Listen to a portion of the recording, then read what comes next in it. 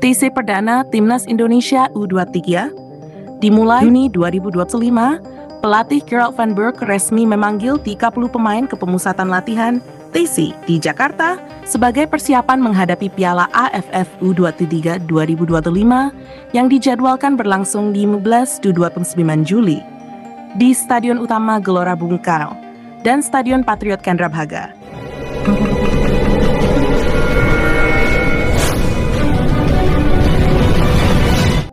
Skuad yang dipanggil mencakup elemen inti, Kapten Doni Tripamungkas, bek tengah tackle Muhammad Ferrari, pilar Persib Robi Darwis, talenta bertahan Kakang Rudianto, motor serangan Hoki Karaka, dan striker keturunan Belanda Jens Raven. Van den Berg yang baru saja ditunjuk sebagai pelatih pada 24 Januari 2025 menegaskan bahwa TC ini krusial untuk membentuk skuad harmonis dan adaptif jelang turnamen TC yang berjalan sejak awal Juni bakal berlangsung hingga sekitar 15 Juli 2025.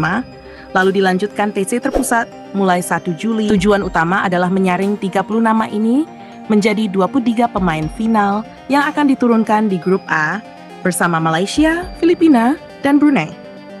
Jadwal grup A: 15 Juli, Indonesia versus Filipina; 11 Juli, Indonesia versus Brunei; 21 Juli, Indonesia versus Malaysia.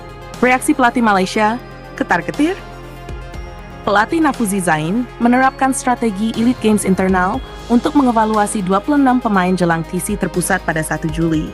Meski ia mengaku kewalahan menghadapi atmosfer tuan rumah, fokus utamanya tetap meraih poin maksimal dari duel melawan Filipina 15 Juli dan Brunei 18 Juli.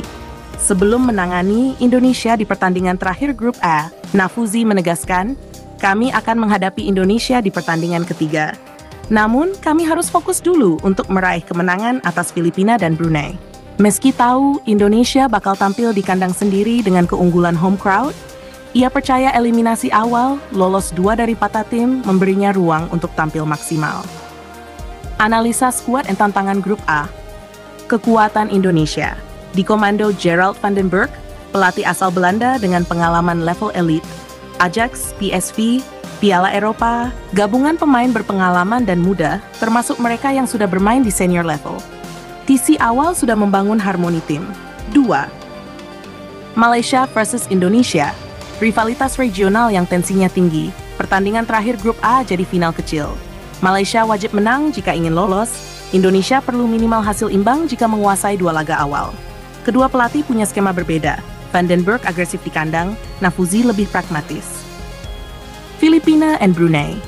Lawan tak boleh diremehkan. Filipina sering jadi batu sandungan, punya potensi mengejutkan. Apa yang perlu dilihat? Komposisi akhir 23 pemain. Siapa yang dicoret, siapa jadi andalan. Formasi and taktik. Apakah ia akan menerapkan formasi 4-3-3, menyerang, atau gaya pragmatis? Performa Malaysia di Elite Games bisa jadi indikator kesiapan mental mereka. Apakah cukup kuat untuk membendung tekanan GBK? Apakah Garuda Muda bisa memanfaatkan dukungan penonton untuk menciptakan tekanan emosional pada rival? TC sejak 2 Juni menunjukkan keseriusan persiapan Indonesia. Kekuatan tim, venue kandang, dan dukungan elementer membuat mereka unggulan grup A. Namun Malaysia di bawah arahan Nafuzi tidak bisa dipandang sebelah mata. Mereka siap fight untuk mengamankan tempat di semifinal.